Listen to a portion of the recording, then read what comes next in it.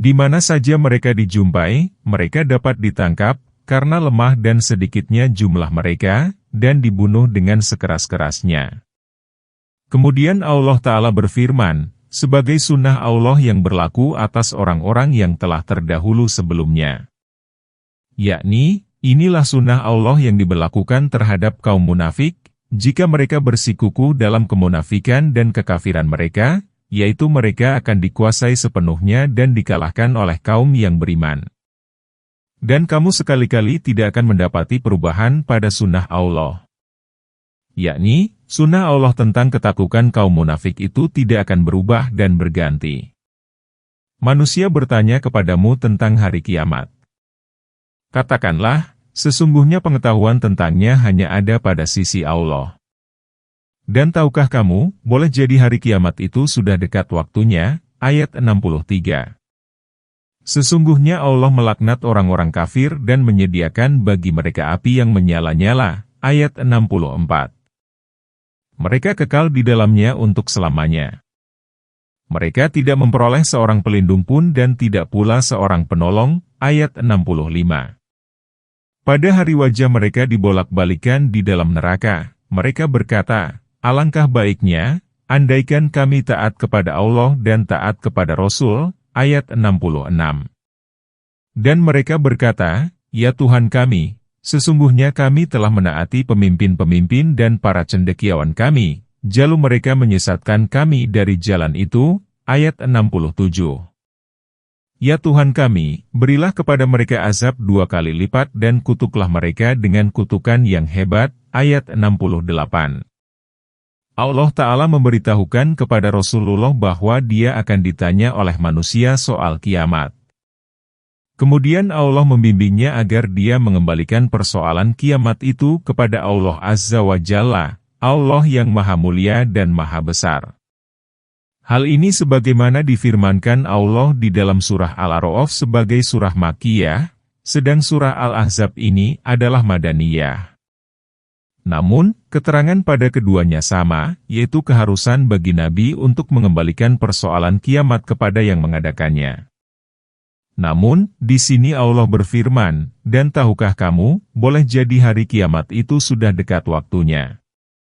Penggalan ini sebagaimana firman Allah, kiamat telah dekat dan bulan pun terbelah, surat Al-Homar, ayat 1.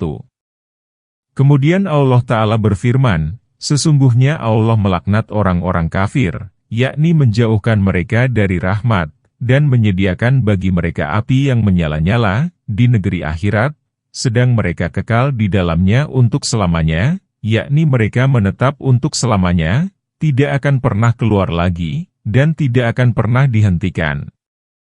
Mereka tidak memperoleh seorang pelindung pun dan tidak pula seorang penolong. Tidak ada seorang pun yang dapat menyelamatkan mereka dari siksa yang tengah mereka alami.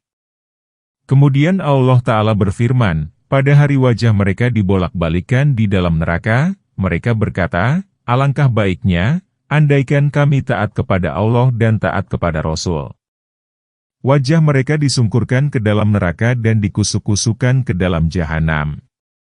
Pada saat seperti itu, mereka berkata, andaikan ketika kami di dunia termasuk orang yang taat kepada Allah dan Rasul-Nya. Hal ini sebagaimana firman Allah Ta'ala, orang-orang kafir itu seringkali menginginkan, kiranya mereka dahulu, di dunia, menjadi orang-orang Muslim, surat Al-Hijr, ayat 2. Demikian pula, Allah memberitahukan dalam ayat ini tentang mereka yang berandai-andai menjadi orang-orang yang beriman ketika di dunia, dan mereka berkata, ya Tuhan kami, sesungguhnya kami telah menaati pemimpin-pemimpin dan para cendekiawan kami, lalu mereka menyesatkan kami dari jalan itu. Taus berkata, yang dimaksud dengan sadatana berarti para pemuka masyarakat, sedangkan kubara'ana berarti para cendekiawan. Demikianlah diriwayatkan oleh Ibnu Abi Hatim. Maksud ayat ini, kami telah mengikuti para pejabat kami dan mengikuti para cendekiawan kami yang jahat, lalu kami menyalahi para rasul. Ternyata, orang-orang yang dijadikan panutan itu sama sekali tidak berada di atas petunjuk. Ya Tuhan kami, berilah kepada mereka azab 2 kali lipat, karena kekafiran mereka dan karena menyesatkan kami, dan kutuklah mereka dengan kutukan yang hebat. Ada ahli qiraat yang membaca kabiran dan ada pula yang membaca katsiran. Kedua bacaan ini memberikan makna yang benar. Namun, seorang pembaca harus memilih salah satu versi, jangan mengambil keduanya. Hai orang-orang yang beriman, janganlah kamu menjadi seperti orang-orang yang menyakiti Musa, maka Allah membersihkannya dari tuduhan-tuduhan yang mereka katakan. Dia adalah seorang yang memiliki kedudukan terhormat di sisi Allah. Ayat 69. Al-Bukhari meriwayatkan dari Abu Hurairah bahwa Rasulullah bersabda, sesungguhnya Musa adalah seorang laki-laki pemalu yang senantiasa menutupi auratnya. Tidak ada bagian kulitnya yang terlihat karena dia merasa malu. Lalu ada sejumlah Bani Israel yang menyakitinya dengan mengatakan, Musa menutupi tubuhnya karena ada cacat di kulitnya, baik karena belang, pitak, atau luka. Kemudian Allah Ta'ala hendak membebaskan Musa dari tuduhan mereka. Karena itu, pada suatu hari dia hendak mandi. Dia membuka bajunya lalu meletakkannya di atas batu, kemudian mandi. Setelah selesai, dia beranjak hendak mengambil bajunya. Ternyata batu itu membawa lari pakaian Musa.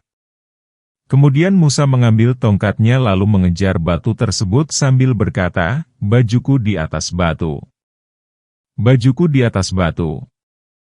Akhirnya, sampailah Musa kepada segolongan Bani Israel. Maka mereka dapat melihat Musa dalam keadaan telanjang dan betapa indahnya ciptaan Allah Azza wa Jalla, Allah yang maha mulia dan maha besar, itu. Dengan demikian, Allah telah membebaskan Musa dari tuduhan mereka. Lalu batu pun berhenti dan Musa langsung mengambil bajunya serta mengenakannya. Musa pun mulai menghantam batu dengan tongkatnya. Demi Allah, pada batu itu dapat ditemukan bekas hantaman tongkatnya.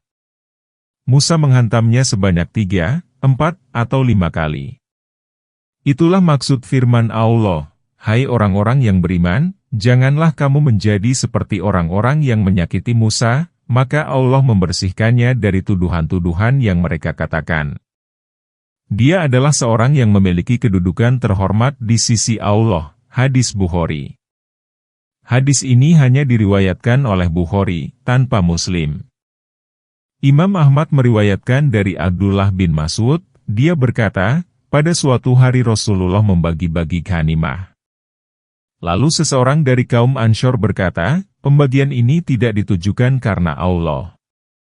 Kemudian aku, Ibnu Mas'ud, berkata, hai musuh Allah, sungguh akan kusampaikan omonganmu itu kepada Rasulullah. Kemudian aku melaporkannya kepada Rasulullah, maka merahlah wajah beliau dan bersabda, semoga rahmat Allah dilimpahkan kepada Musa.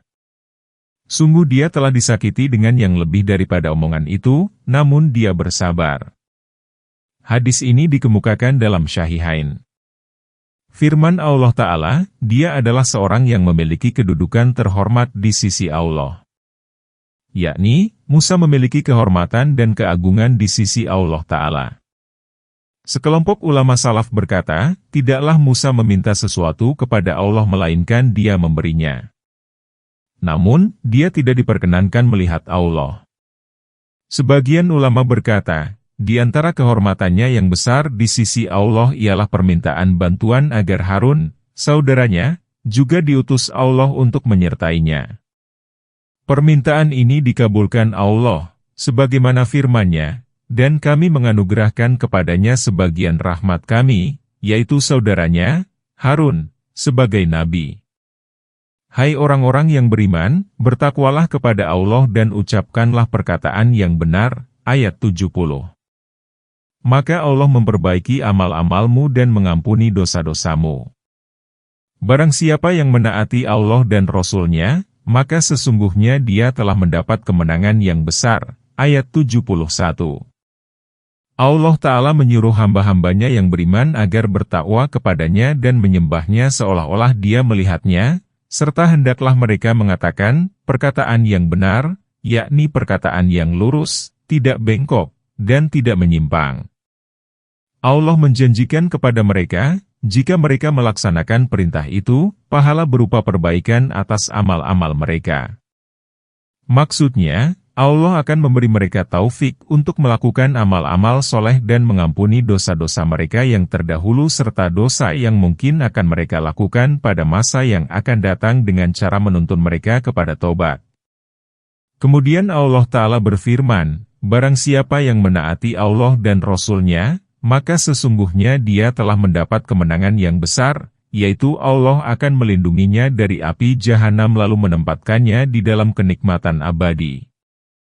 Ibnu Abi Hatim meriwayatkan bahwa Abu Musa al-Asy'ari berkata, Rasulullah mengimami kami dalam sholat zuhur. Setelah selesai, beliau berisyarat agar kami jangan dulu bubar.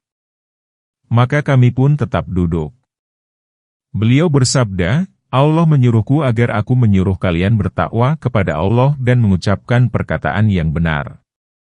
Kemudian beliau menemui kaum wanita, lalu bersabda, Allah menyuruhku agar aku menyuruh kalian bertakwa kepada Allah dan mengucapkan perkataan yang benar. Ikrimah berkata, Al-Qaul As-Sadid berarti, tidak ada Tuhan kecuali Allah. Sedangkan ulama lain mengartikannya sebagai perkataan yang jujur.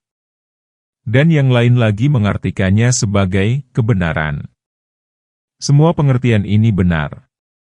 Sesungguhnya kami telah mengemukakan amanat kepada langit, bumi, dan gunung-gunung, maka semuanya enggan untuk memikul amanat itu dan mereka khawatir akan mengkhianatinya. Dan dipikulah amanat itu oleh manusia. Sesungguhnya manusia itu amat zalim dan amat bodoh. Ayat 72.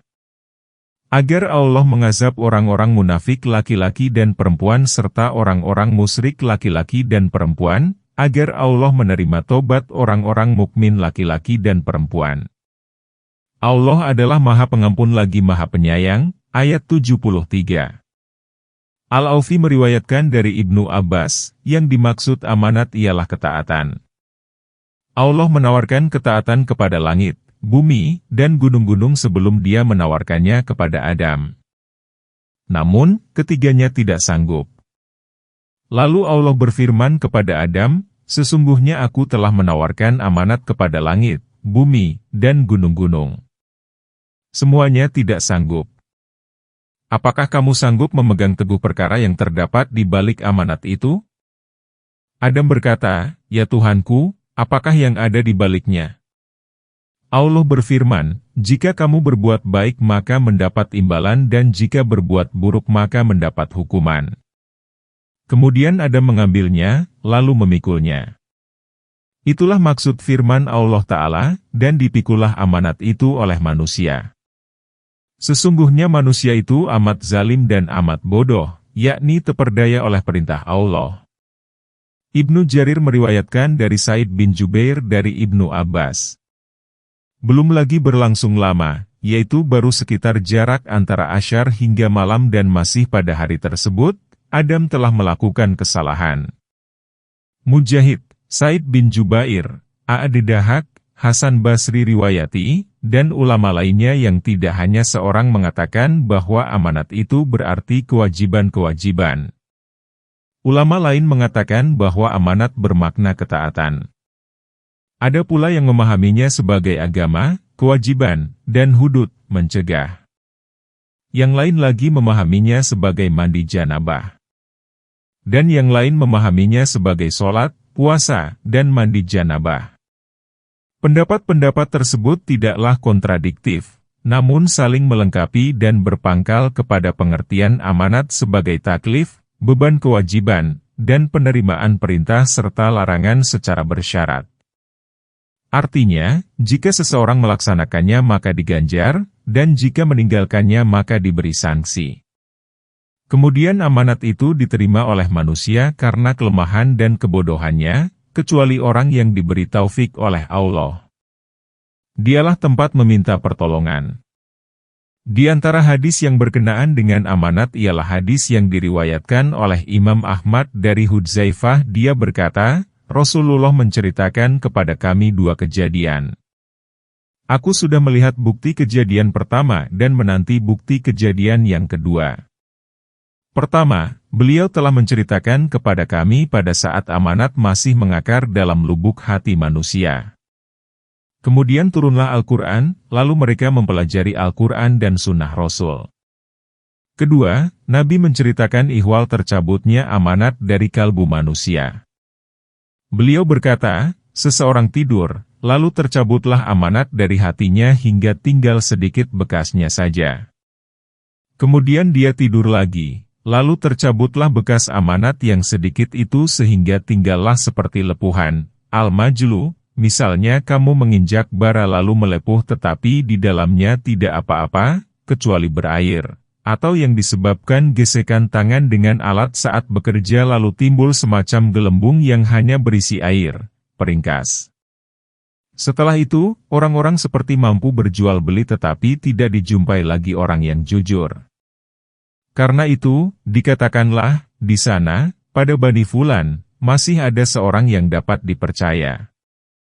Lalu dipuji, alangkah tabah, sabar, peramah, dan cerdiknya dia. Padahal di dalam kalbu orang yang dipuji itu tidak ada keimanan sedikit pun, walau hanya seberat biji sawi. Kemudian Hudzaifah berkata, sungguh saya telah mengalami suatu masa, di mana saya tidak perlu repot-repot untuk memilih orang yang dapat menerima janji setia saya, karena apabila dia orang Islam, maka dia patuh dan taat kepada agamanya dan apabila dia seorang Nasrani atau Yahudi maka dia pun patuh kepada hukum negara namun, sekarang saya tidak lagi dapat mempercayai seseorang untuk menerima janji setia saya kecuali kepada satu atau dua orang saja. Hadis ini dikemukakan dalam Syahihain dari hadis Al-Masi. Terdapat hadis yang melarang bersumpah untuk menyatakan keamanahan, yaitu sebuah hadis marfu, artinya hadis ini langsung disandarkan kepada Nabi. Abu Dawud meriwayatkan dari Buraidah, dari ayahnya, dia berkata, Rasulullah bersabda, barang siapa yang bersumpah dengan amanat, demi amanat, maka dia bukan dari golongan kami. Hadis Abu Dawud. Firman Allah Ta'ala, agar Allah mengazab orang-orang munafik laki-laki dan perempuan serta orang-orang musyrik laki-laki dan perempuan. Yakni, pemikulan amanat berupa beban kewajiban oleh anak Adam itu tiada lain agar Allah mengazab anak Adam yang munafik, baik laki-laki maupun perempuan. Kaum munafik ialah orang-orang yang menampakkan keimanan lantaran takut terhadap kaum mukmin, dan menyembunyikan kekafiran lantaran mengikuti sesamanya yang munafik. Orang-orang musyrik laki-laki dan perempuan, yaitu orang-orang yang lahiriah dan batiniahnya menyekutukan Allah dan menentang para rasulnya. Agar Allah menerima tobat orang-orang mukmin laki-laki dan perempuan. Yakni, pemikulan amanat itu agar dia merahmati makhluknya yang beriman, yaitu orang-orang yang beriman kepada Allah, malaikat, kitab-kitab, dan kepada para rasulnya dengan melakukan berbagai ketaatan kepadanya. Allah adalah Maha Pengampun lagi Maha Penyayang. Demikianlah ringkasan surah Al-Ahzab. Kepunyaan Allah lah segala puja dan karunia. Surah ke-34, Saba. Surah Makkiyah ada 54 ayat, ayat 6 surah Madaniyah, diturunkan setelah surah Luqman.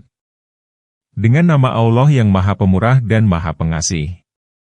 Segala puji bagi Allah yang memiliki apa yang ada di langit dan yang di bumi dan baginya segala puji di akhirat. Dialah yang Maha Bijaksana lagi Maha Mengetahui, ayat 1.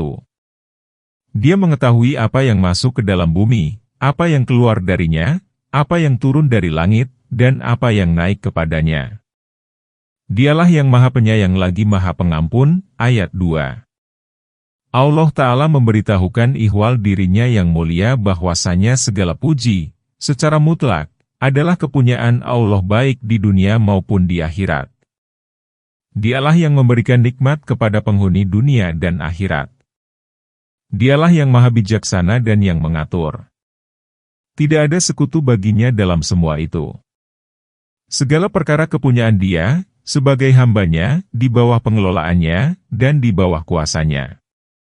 Tidak ada Rabb selain Dia dan tidak ada sembahan selain Dia. Dialah yang Maha Bijaksana dalam segala ucapan, perbuatan, syariat, dan takdirnya. Dia Maha mengetahui terhadap makhluknya. Tidak satu kesamaran pun yang tersamar baginya dan tidak ada satu perkara pun yang gaib baginya. Karena itu, Dia berfirman, Dia mengetahui apa yang masuk ke dalam bumi, apa yang keluar darinya. Dia mengetahui apa yang masuk ke dalam bumi seperti biji, benih, dan yang terkandung di dalamnya. Dia pun mengetahui apa yang keluar dari bumi baik yang menyangkut jumlah, cara, dan karakteristiknya. Dia mengetahui apa yang turun dari langit, berupa tetesan air, atau rezeki serta apa yang naik kepadanya berupa amal-amal soleh.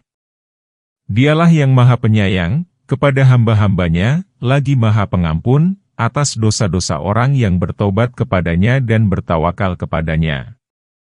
Dan orang-orang kafir berkata, hari berbangkit itu tidak akan datang kepada kami. Katakanlah, pasti datang, demi Tuhanku yang mengetahui yang gaib, sesungguhnya kiamat itu pasti akan datang kepadamu. Tidak ada tersembunyi darinya seberat darah pun yang ada di langit dan yang ada di bumi dan tidak ada pula yang lebih kecil dari itu dan yang lebih besar melainkan termaktub dalam kitab yang nyata. Ayat 3. Agar Allah memberi balasan kepada orang-orang yang beriman dan mengerjakan amal yang soleh. Mereka itu adalah orang-orang yang baginya ampunan dan rezeki yang mulia. Ayat 4. Dan orang-orang yang berupaya menentang ayat-ayat kami dengan anggapan dapat melepaskan diri dari azab, mereka itu memperoleh azab berupa azab yang sangat pedih. Ayat 5. Dan orang-orang yang diberi ilmu berpandangan bahwa wahyu yang diturunkan kepadamu dari Tuhanmu itulah yang benar dan menunjukkan kepada jalan Tuhan yang Maha Perkasa lagi Maha Terpuji. Ayat 6. Inilah salah satu dari 3 buah ayat yang digunakan Allah untuk menyuruh Rasulullah agar bersumpah dengan nama Tuhannya yang Maha Agung dalam menyatakan terjadinya hari kiamat kepada orang yang mengingkarinya. Ayat pertama, dan mereka menanyakan kepadamu, benarkah hari berbangkit itu?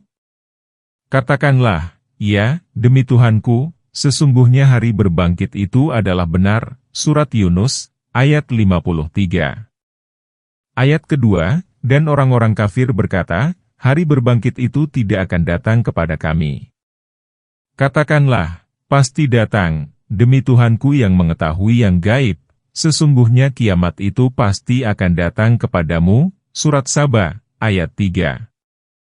Ayat ketiga, orang-orang kafir berpandangan bahwa mereka tidak akan dibangkitkan.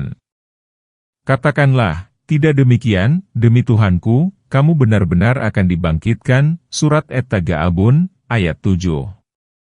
Setelah Allah Ta'ala berfirman, katakanlah, pasti datang, demi Tuhanku yang mengetahui yang gaib, sesungguhnya kiamat itu pasti akan datang kepadamu, maka diikuti dengan pernyataan yang menguatkan dan mengokohkan kejadiannya.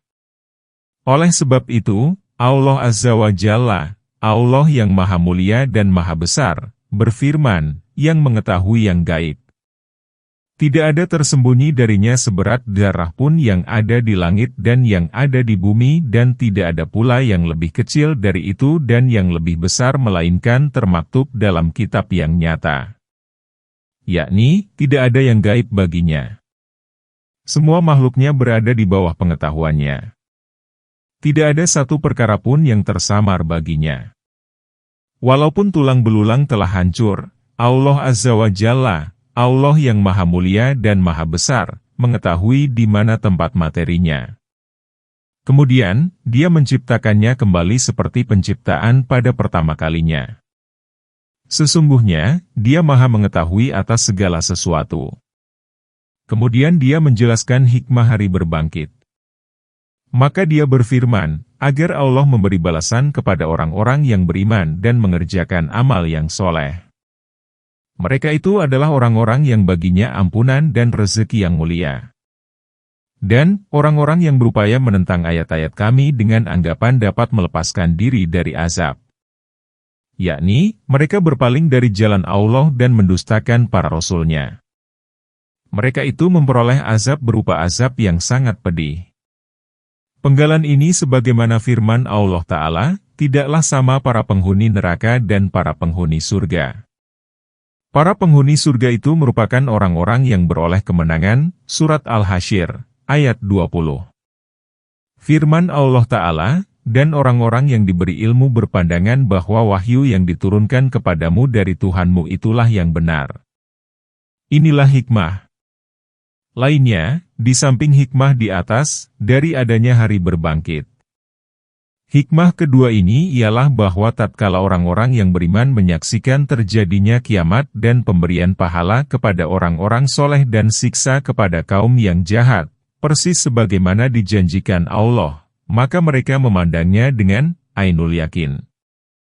Hal ini sebagaimana firman Allah Ta'ala, inilah yang dahulu dijanjikan oleh Yang Maha Pemurah dan benarlah para Rasul itu, Surat Yasin, ayat 52.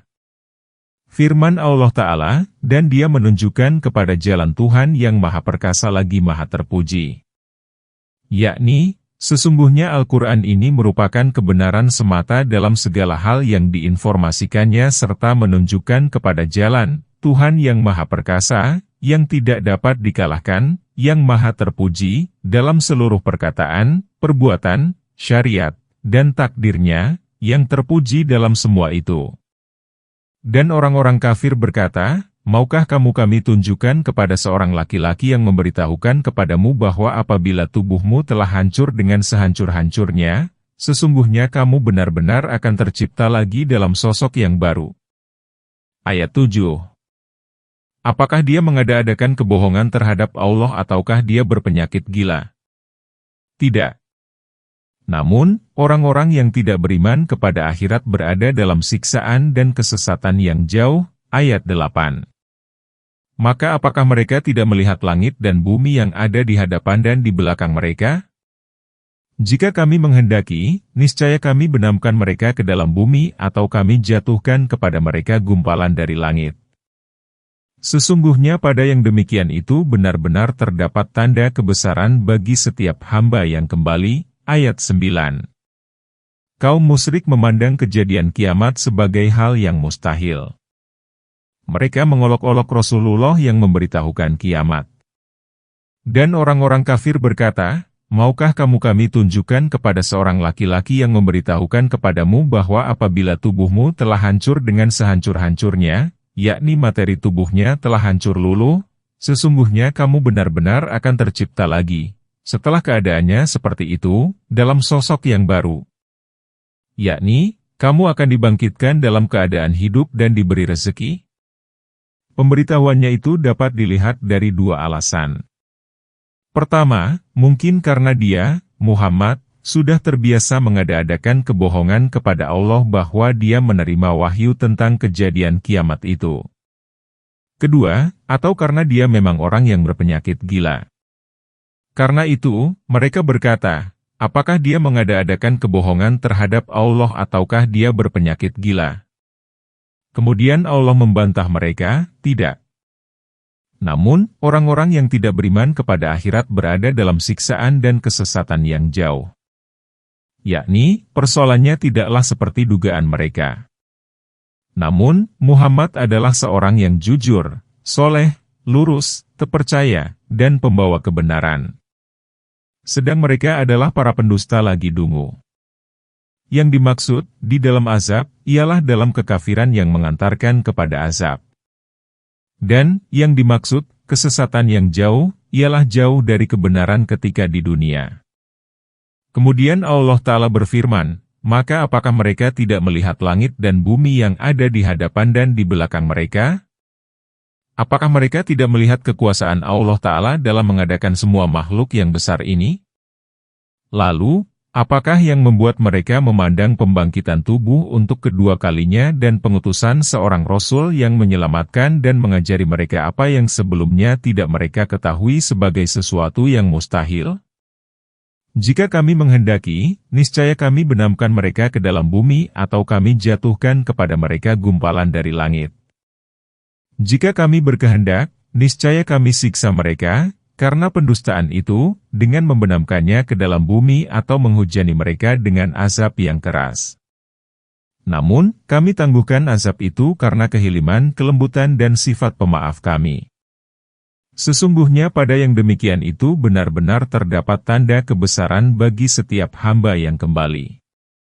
Di dalam kehiliman, kelembutan dan pemaafan ini padahal Dia Maha Kuasa benar-benar terdapat dalil yang menunjukkan bahwa apa yang difirmankan Allah dan disabdakan Rasul-Nya itu benar dan mendorong manusia untuk kembali dari kesalahan kepada kebenaran serta bertobat dengan tobat nasuha.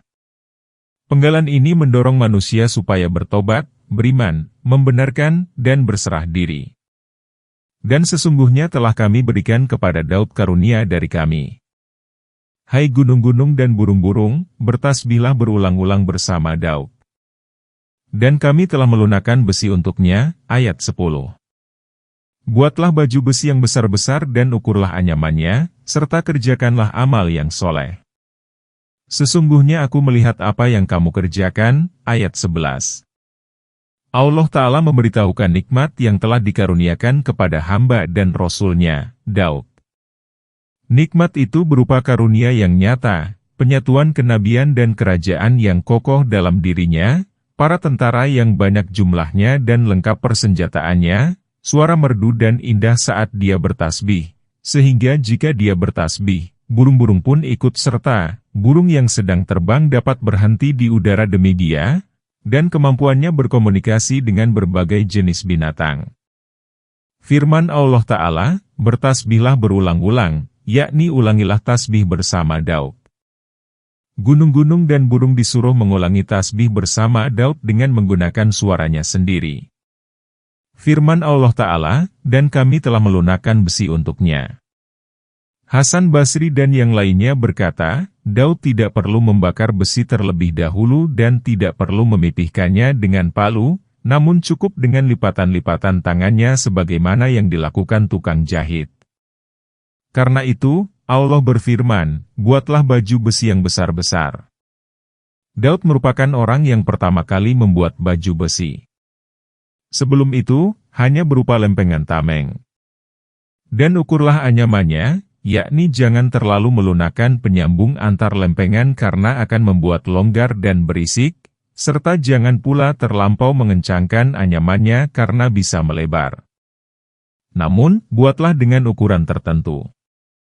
Untuk pembuatan baju besi tersebut, Daud tidak perlu merogoh uang kas negara, namun cukup dengan hasil penjualannya. Ada yang meriwayatkan bahwa Daud menjual baju besi buatannya seharga 4.000 dirham.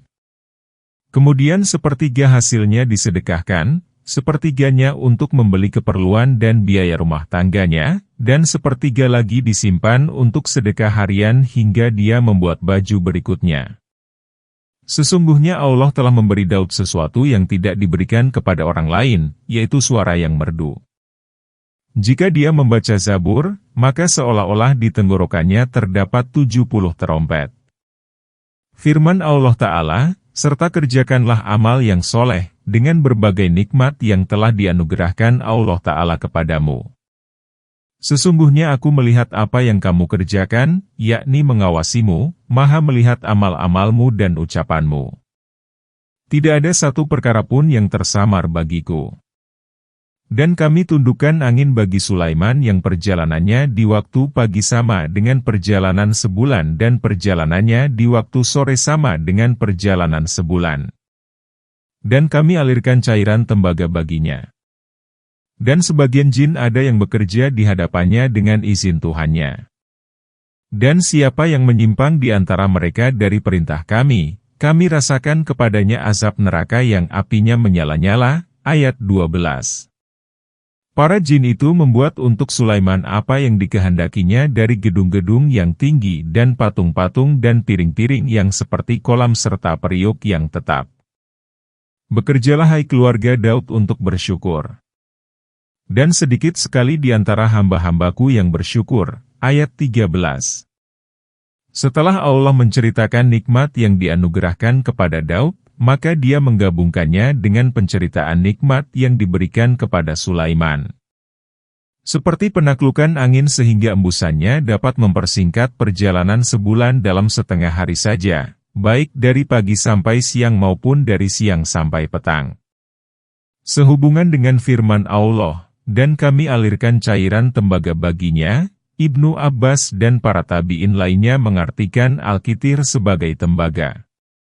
Qatadah berkata, setiap barang yang dibuat oleh manusia pada saat itu diperuntukkan Allah bagi Sulaiman. Firman Allah Ta'ala, dan sebagian jin ada yang bekerja di hadapannya dengan izin Tuhannya. Allah menaklukkan jin bagi Sulaiman sehingga mereka dekat dengan Sulaiman. Sulaiman menaklukkan mereka dengan izin Allah untuk melakukan berbagai pembangunan.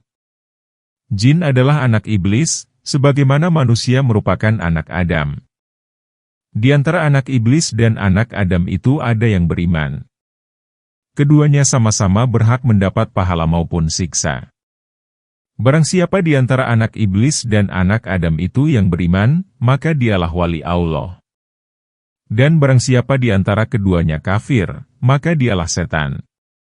Firman Allah Ta'ala, dan siapa yang menyimpang di antara mereka dari perintah kami, berarti barang siapa di antara jin yang menyimpang dari perintah kami dan keluar dari ketaatan, maka kami rasakan kepadanya azab neraka yang apinya menyala-nyala dan membakar.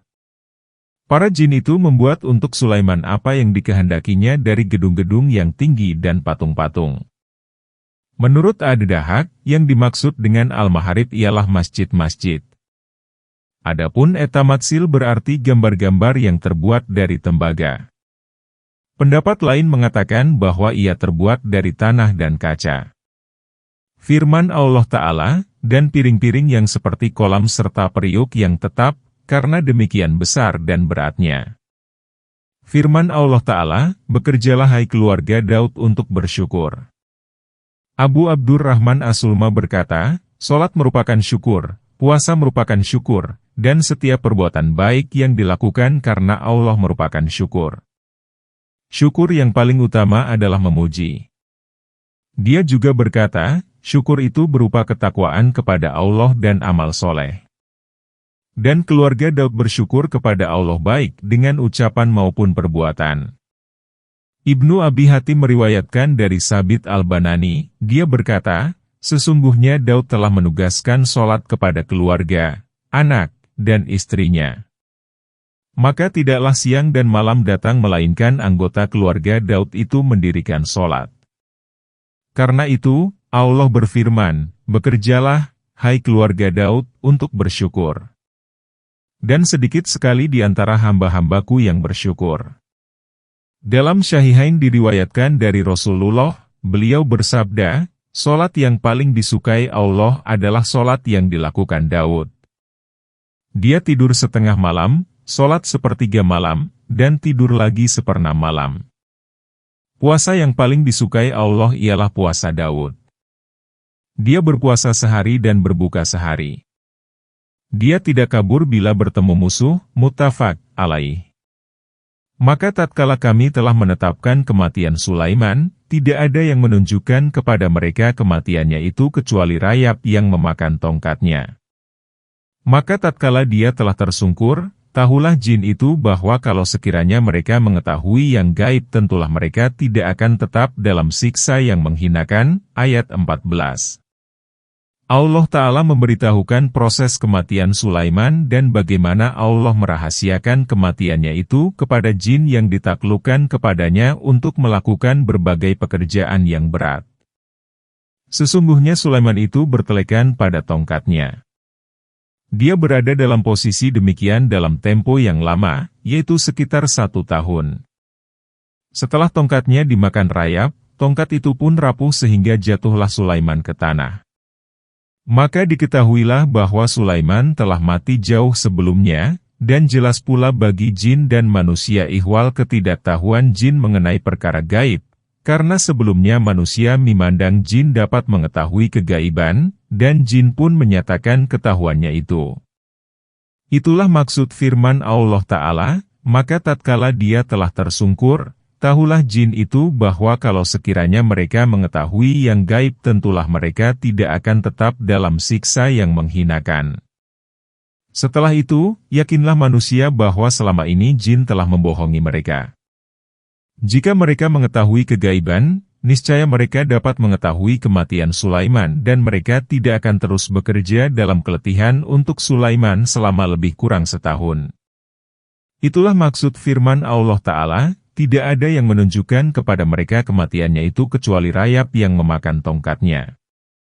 Maka tatkala dia telah tersungkur, tahulah jin itu bahwa kalau sekiranya mereka mengetahui yang gaib tentulah mereka tidak akan tetap dalam siksa yang menghinakan.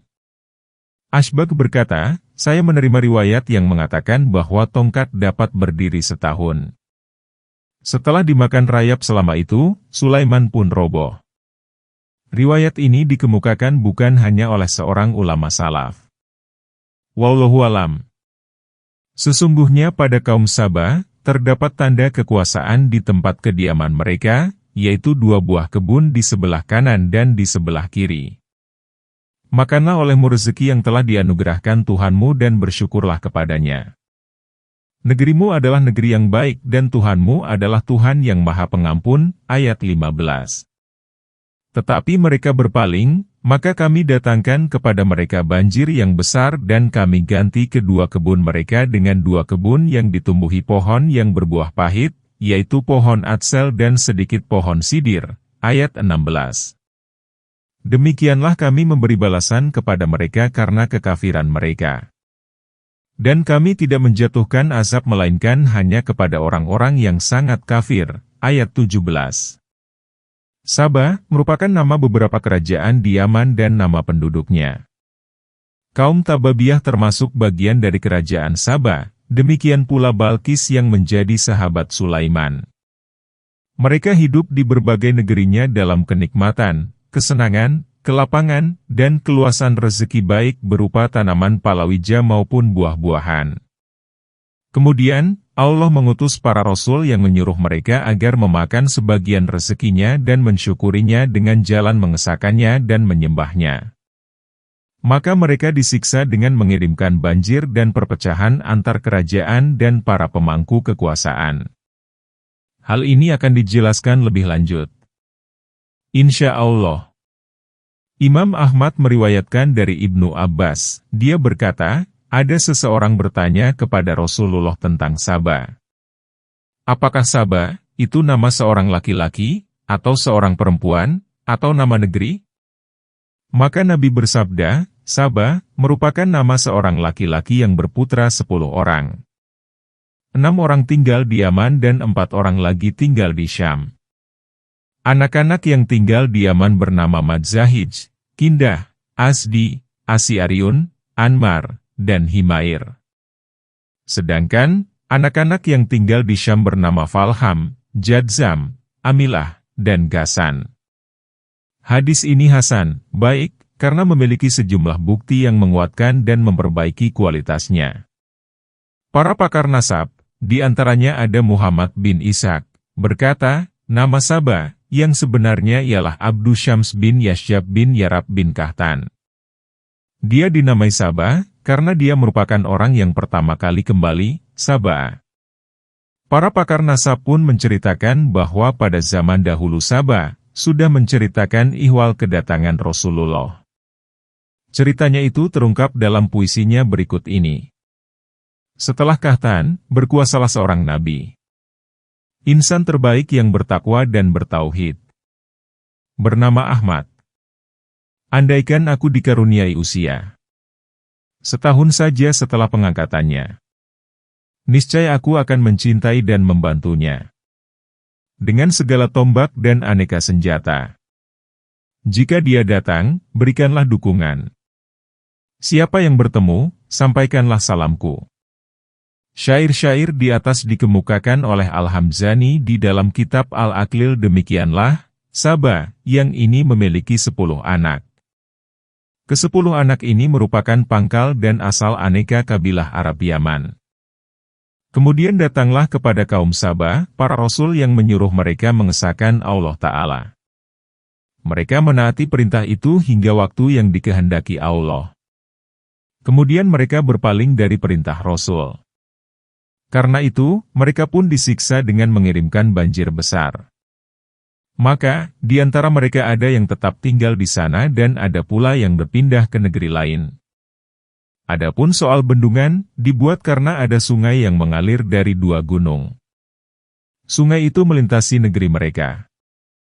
Di samping itu, oasis-oasis mereka pun kerap dilimpahi hujan. Maka sang raja mengumpulkan sejumlah orang untuk mematangkan rencana. Akhirnya, dibangunlah bendungan besar lagi kokoh di antara kedua gunung itu sehingga air meluap dan menggenangi wilayah sekitar kedua gunung tersebut. Dengan demikian, mereka dapat bercocok tanam dan membudidayakan tanaman buah yang menghasilkan buah yang berkualitas baik dan banyak. Kemakmuran mereka banyak dikemukakan oleh para ulama salaf, di antaranya Qatadah. Dia menceritakan bahwa ada seorang ibu berjalan di bawah pepohonan yang berbuah. Di atas kepalanya terdapat keranjang, dan keranjang inilah yang memetiki buah kemudian berjatuhan ke dalamnya hingga penuh. Si ibu tidak perlu repot-repot memetik dengan tangannya, karena buah di atas kepalanya sangat banyak, matang, dan bagus-bagus. Bendungan tersebut terletak di Marab, yaitu sebuah negeri antara Sabah dan Syana, atau sekitar 3 mil dari Syana. Bendungan ini dikenal dengan nama Bendungan Marab.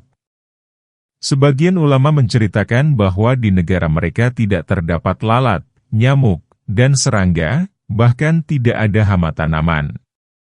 Kondisi demikian karena udaranya stabil dan komposisinya berimbang.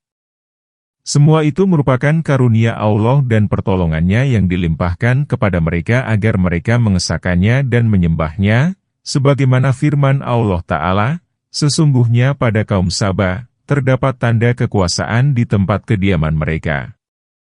Kemudian tanda kekuasaan itu dijelaskan oleh firman selanjutnya, yaitu 2 buah kebun di sebelah kanan dan di sebelah kiri, yaitu kebun yang bersisian dengan 2 buah gunung, sedangkan negeri mereka berada di tengah. Makanlah olehmu rezeki yang telah dianugerahkan Tuhanmu dan bersyukurlah kepadanya. Negerimu adalah negeri yang baik dan Tuhanmu adalah Tuhan yang Maha Pengampun. Dia Maha Pengampun terhadapmu, jika kamu senantiasa mengesahkannya. Firman Allah Ta'ala, tetapi mereka berpaling dari mengesahkan Allah, menyembah, dan bersyukur kepadanya atas nikmat-nikmat yang dianugerahkan kepada mereka. Mereka beralih kepada penyembahan matahari, bukan Allah, sebagaimana dilaporkan oleh burung hudhud kepada Sulaiman, dan kubawa kepadamu dari negeri Sabah, suatu berita penting yang diakini. Sesungguhnya aku menjumpai seorang wanita yang memerintah mereka, dan dia dianugerahi segala sesuatu serta memiliki singgasana yang besar. Aku mendapati dia dan kaumnya menyembah matahari, selain Allah. Dan setan telah menjadikan mereka memandang indah perbuatan-perbuatan mereka, lalu menghalangi mereka dari jalan Allah sehingga mereka tidak beroleh petunjuk. Surat An-Naml, ayat 22-24. Firman Allah Ta'ala, maka kami datangkan kepada mereka banjir yang besar. Qatadah dan yang lainnya berkata, bendungan pun rapuh dan rentan. Kemudian, datanglah musim penghujan. Lalu, air menerjangnya hingga bendungan itu runtuh. Maka, air melimpah ke lembah-lembah dan melibas segala yang dilaluinya berupa pepohonan, bangunan, dan sebagainya. Karena itu, air tidak lagi mengairi pepohonan yang ditanam di sisi kanan dan kiri gunung sehingga mati dan binasalah ia. Lalu tumbuhlah pohon lain yang buruk menggantikan pohon buah yang lezat. Allah Ta'ala berfirman, dan kami ganti kedua kebun mereka dengan 2 kebun yang ditumbuhi pohon yang berbuah pahit, yaitu pohon atsal. Menurut Ibnu Abbas, pohon itu ialah pohon arak dan buahnya makanan kaum barbar. Sedangkan atsal berarti pohon tarfa. Ada pula yang menyebutnya pohon samar. Wallahu alam. Firman Allah Ta'ala, dan sedikit pohon sidir, sebagai pohon pengganti yang terbaik di antara pepohonan pengganti yang buruk. Perubahan 2 kebun yang semula sebagai kebun buah yang matang, pemandangan yang elok, naungan yang rimbun, dan sungai-sungai yang mengalir menjadi 2 kebun yang ditumbuhi pohon bidara, tarfa, tamaris, dan sidir, pohon lotus, zizai puspina, Yang berduri banyak dan berbuah sedikit adalah disebabkan oleh kekafiran dan kemusyrikan mereka kepada Allah serta disebabkan pendustaan mereka terhadap kebenaran dan perpindahan kepada kesalahan. Karena itu, Allah Ta'ala berfirman, demikianlah kami memberi balasan kepada mereka karena kekafiran mereka. Dan kami tidak menjatuhkan azab melainkan hanya kepada orang-orang yang sangat kafir. Mujahid berkata, dia tidak menyiksa kecuali mereka yang benar-benar kafir.